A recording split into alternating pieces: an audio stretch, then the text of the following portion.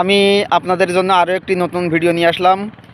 কাছে এবং দূরে যে যেখান থেকে আমাদের এই ভিডিওটি দেখছেন, আপনারা দেখছেন যে আমাদের কিন্তু ইরি ধান কিন্তু শুরু হয়ে গেছে।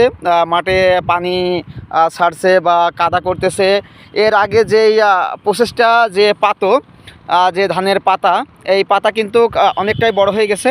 আমি যদি আপনাদেরকে একটু দেখাই, এই পাতা দিয়েই কিন্তু চাষিরা ধান রোপণ করবে। আমি চাষিদের কাছে যতটুকু শুনেছি, তারা কিন্তু এই পাতা দিয়েই ধান রোপণ করবে।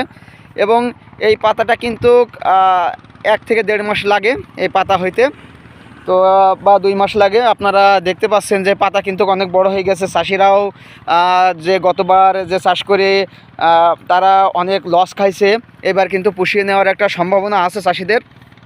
আপনারা দেখছেন, আমি আপনাদেরকে একটু দেখালাম যে এই পাতাগুলো কিন্তু খুবই চমৎকার, আপনারা দেখতে পাচ্ছেন।